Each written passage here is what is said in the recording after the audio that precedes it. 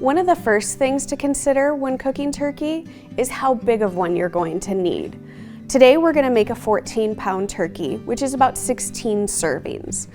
If you think you're going to need more than that, you can either go for a larger turkey or add on an extra turkey breast, especially if you want those leftovers.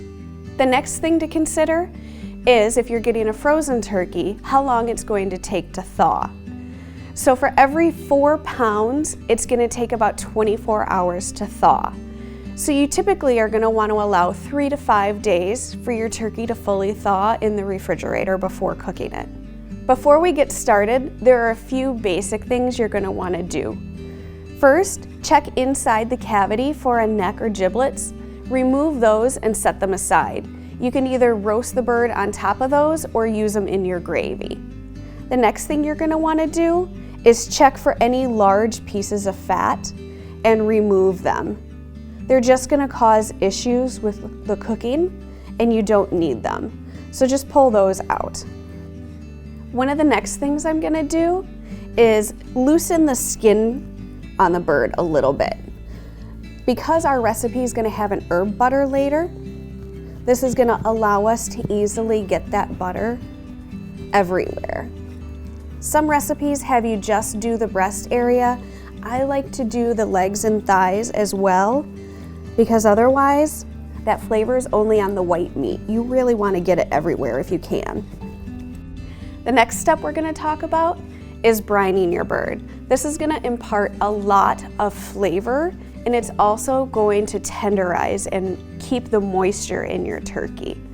So to make our brine, what I did was I dissolved kosher salt and brown sugar in some water. Just cook that until it is hot enough to dissolve it, added our herbs, and then added cold water. So the reason you add the cold water is to quickly cool down the brine. That way you're not putting your turkey into hot brine. You want it to be at least room temperature or cooler. So I have my cooled brine in a very large stock pot. This is so that I can just add my turkey to the stock pot and it's big enough to hold both.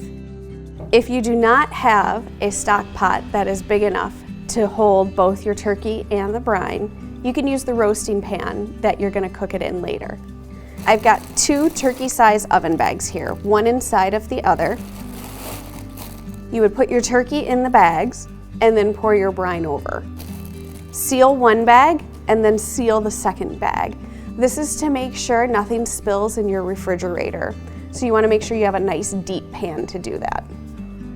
The next step we're going to do is make our flavor powerhouse. This is an herbed butter. So for my herbs, I have parsley, sage, rosemary, and thyme. Then we have butter, olive oil, salt, pepper, and garlic. I'm going to add all of this to the food processor, but I'm going to give the garlic a little bit of a head start. Just a couple pulses to get it started. Now we can just add everything else. I know this looks like a lot of butter, but it's going to impart a lot of flavor, and there's going to be enough of it to season the entire bird, not just the breast. And it's also going to make the bird self-basting. The butter is going to melt into the meat while it's cooking throughout the entire cooking process, so that you don't have to go in and baste the bird while it's cooking.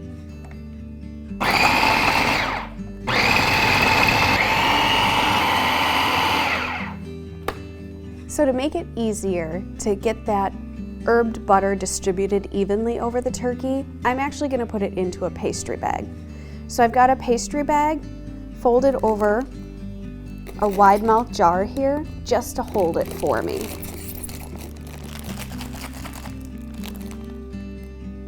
Our turkey has been in the brine for 24 hours. We took it out. We're going to dry it off, get as much of the moisture off as we can, get it out of the cavity as well. So before we brined our bird, we had loosened the skin. The reason is so we can get all of this delicious herb butter under the skin and all over our turkey for flavor. So I have almost all of my butter under the skin, and I've spread it everywhere, into the leg and the thighs, the breast, both sides. I have just a little bit left. I'm gonna go ahead and spread that on the outside to help us get a really nice golden skin. So now that I have it everywhere, I'm gonna go ahead and tuck my wings.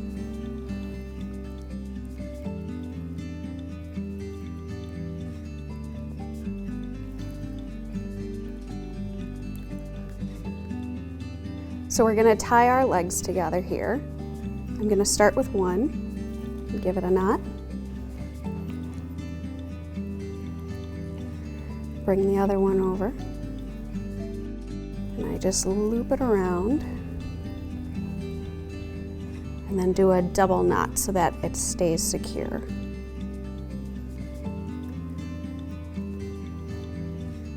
Next, we're gonna use some toothpicks to secure the skin. This is gonna protect the breast meat while it's cooking, so the skin doesn't shrink back and expose the meat to that high heat. It's gonna keep the herb butter over the breast meat, and it's gonna keep the skin in place.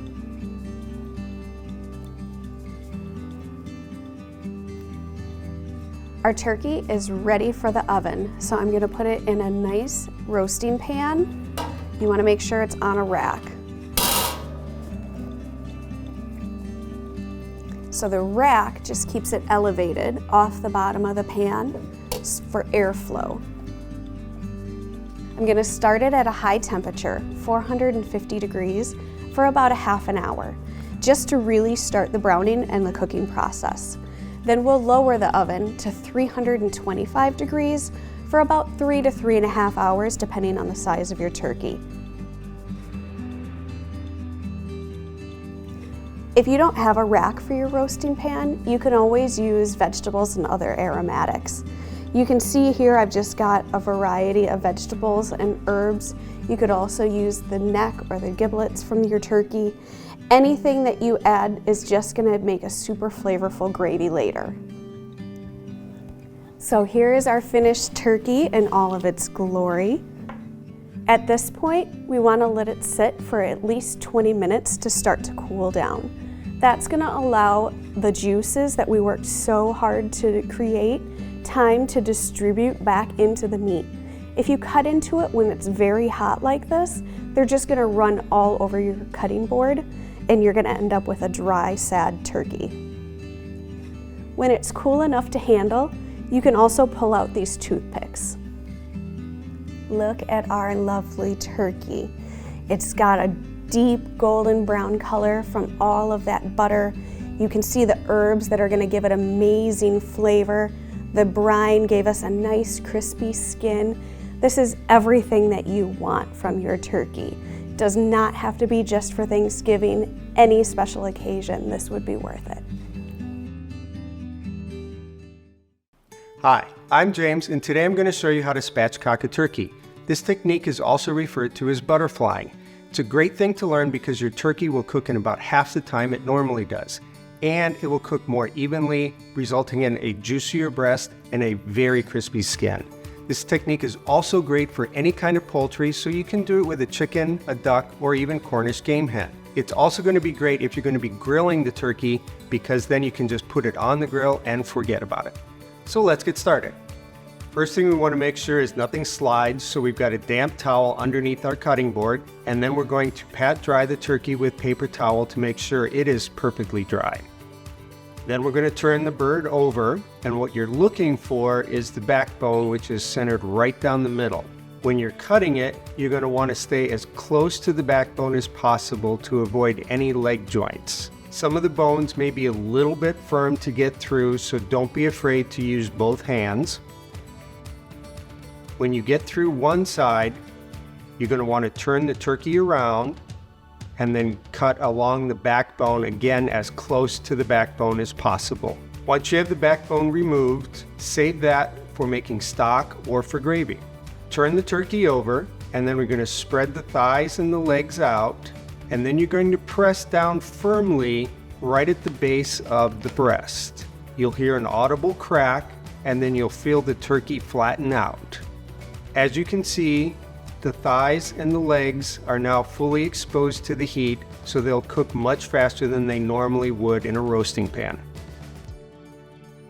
Now you want to liberally sprinkle with kosher salt. This is going to help dry out the skin slightly, so when you roast it, you end up with very crispy skin. Now is also the time to sprinkle with any herbs that you want. Refrigerate the turkey for up to 8 hours. This will help dry out the skin a little bit. Now that you've seasoned with salt and herbs, refrigerate it uncovered for up to 8 hours, and then you'll be ready to roast.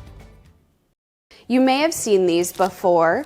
Your grandmother, your mother may have used one, but what are they? They're designed of a durable plastic that is oven safe, and they are meant to be used to retain the moisture in your turkey, your chicken, your vegetables, whatever you place inside of it. It may seem strange, but the results are going to give you a delicious roast, and it is completely safe. So the first step in prepping your oven bag is to add a tablespoon of flour to the bag and then kind of shake it up. This is going to blend with the fat and the juices while your turkey is cooking so that the bag doesn't burst in your oven.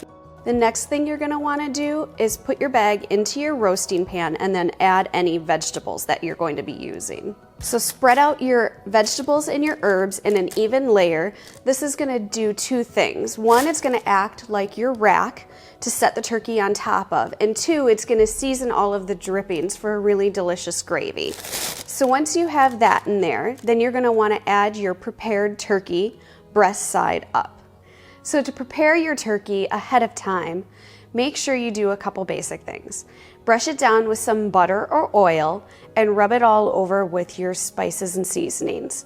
I also like to tie the drumsticks together with a piece of kitchen twine, and I take toothpicks and secure the skin in front of the neck cavity and behind the rib cage.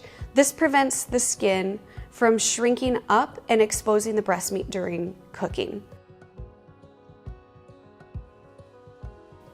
Seal the bag with the enclosed tie or some butcher's twine. Make sure you're only using an oven-safe bag when doing this. You don't want to swap for any other bag because the plastic's not going to hold up to the high oven temperatures. You also don't want to use a brown paper grocery bag because the inks and the glues can be toxic or start a fire in your oven. The next step in prepping your turkey is to cut 6 half-inch slits in the top of the bag. I like to cut 1 by either side of the breast and 1 by either side of the thigh, and then 2 in the top. The reason I like to put them near the breast and the thigh is because when checking for doneness, you want to insert your thermometer through the slits in the bag instead of piercing the bag. You also want to make sure that the bag is contained within your roasting pan. You don't want any of the bag to be hanging over to touch the oven walls or to touch the heating element in your oven. It's going to take about an hour less time to cook. So make sure you're checking it after about 2 to 2.5 hours depending on the size of your bird. Also, remember the bag is going to retain some of the moisture, so you're going to end up with a juicy bird without having to baste it. So from here, we're going to put our turkey into a 350-degree oven for about 2 to 2.25 hours for a 13-pound bird that is not stuffed.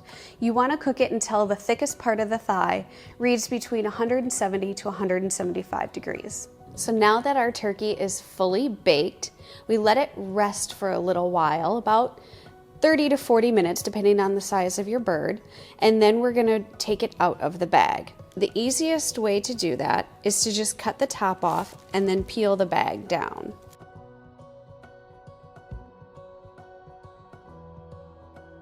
And the best part of all is the cleanup. Since all of the juices are sealed inside the bag, all you have to do is pick up the bag at the end of the night and toss it away. No scrubbing a dirty roasting pan, just wipe it out and you're done. Whether you want to switch things up this Thanksgiving or you've just always wanted to try it, I'll show you how easy it is to deep fry a turkey. It's quick to cook, it'll free up your oven on a holiday, it's very tasty, and it's very simple. Before we talk turkey, let's talk equipment. Some of the things you're going to want to have on hand are heat-proof gloves, a long lighter or long matches, a meat thermometer, and an oil thermometer. And of course, you're gonna need a turkey fryer kit. You can buy the pieces separately, but the kit has everything included that you'll need. A large pot with the rack, the burner, and some of them even come with your oil thermometer.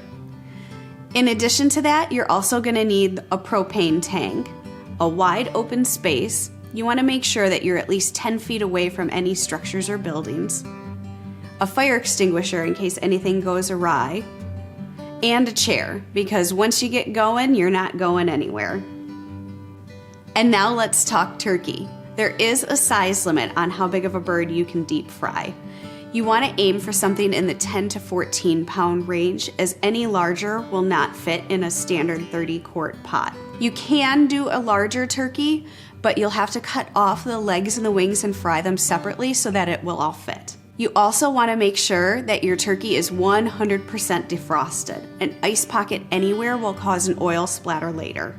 And for that reason, you also want to avoid things like a wet brine or a wet marinade, because any moisture at all is going to lead to oil splatter.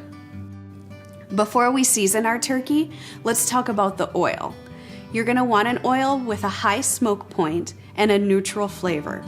Things like peanut oil, vegetable oil, canola oil, or safflower oil are all good options. In order to measure the oil needed, we're actually going to use water. Take your empty fryer pot and put your turkey in it. Keep the turkey in the original package it came in, or place it in an oven bag to keep it dry. Then cover the turkey with water until you have enough water to cover it by about a half an inch.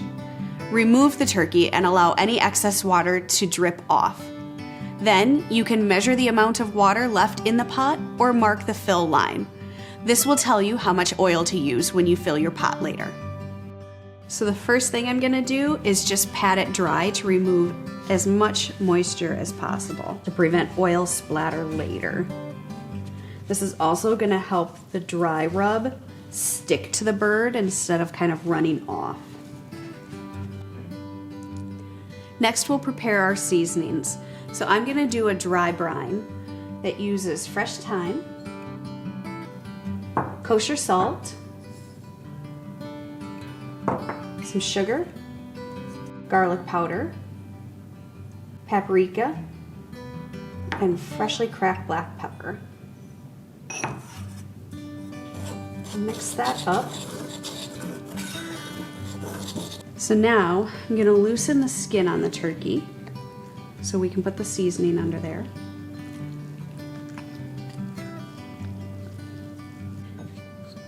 So I'm gonna take a little seasoning, put it under the skin and the breast, and just rub it all over.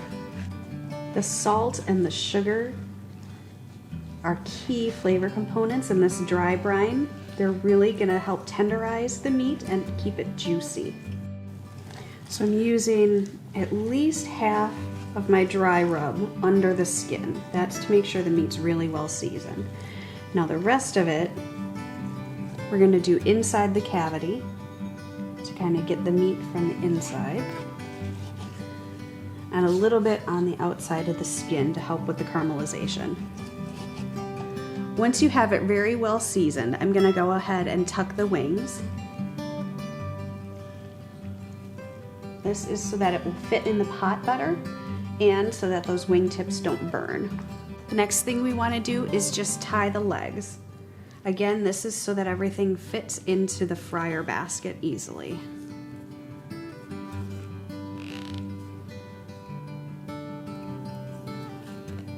Then this will sit in the fridge for 18 to 24 hours, and we'll dry it off again and get to frying. Now that our turkey has sat in the fridge for 18 to 24 hours, we're gonna dry it again. And while it was in the fridge, we actually had it on a rack so that some of the liquid would drip off. So again, we're just removing excess moisture so we don't have an oil splatter. You don't need to rub it and rub all of your seasoning off. We're just looking to kind of dab off the liquid. Inside the cavity is going to be your main spot. That's where most of your liquid's going to gather. Once we're done with that, We're gonna put our turkey onto our fryer rack on a baking sheet, and we're gonna go breast side down. Once you've got your turkey all set to go, make sure you've gathered everything that you'll need outside. Once you start frying, you're not gonna wanna be going in and out even for just a moment. When you're ready to start cooking, it's time to set up your fry station. Follow the manufacturer's directions for setting up the fryer itself. Make sure that you set it up outside on a level ground, at least 10 feet away from any structures or combustible materials. When you're ready to pour the oil, you want to make sure you do this outside in case you start splashing. You want to pour in the oil up to the level that you marked, or use the same amount as the water that we measured earlier. Bring your turkey out covered, light the fire, and wait for the oil to heat to 275 degrees. If it's cold outside, it can take over 2 hours for this, so make sure you plan accordingly. Before you drop the turkey into your hot oil, you want to turn the burner off in case there's any splashing. Slowly and carefully, using your heat-proof gloves, lower the turkey into the hot oil. Once it's all the way in, relight your burner and set it to high until you reach 350 degrees. If it's cold outside, your oil may never reach this cooking temp, but that's okay. Adjust the heat as needed and just maintain an even temperature. Let your turkey cook away. Your turkey will cook for about 3 to 4 minutes per pound, so a 14-pound turkey will take 30 to 45 minutes. Always defer to the temperature of the turkey and only use the cook times as a guideline. They are not set in stone. When the turkey is done, slowly and gently lift the turkey straight up and out of the pot. Have a roasting pan nearby to rest the turkey on. Check the temperature of the thigh in the thickest part using a meat thermometer. You want it to read between 170 and 175 degrees to be fully cooked. Our turkey is done, and I brought it inside, transferred it to a roasting pan with a rack in it. This is going to allow airflow underneath so that the skin stays crispy, and it will allow our turkey to cool for about 20 minutes before we carve it so the juices can redistribute. After your turkey has cooled down, you can carve it up to serve it. And that's it. You've conquered deep frying a turkey.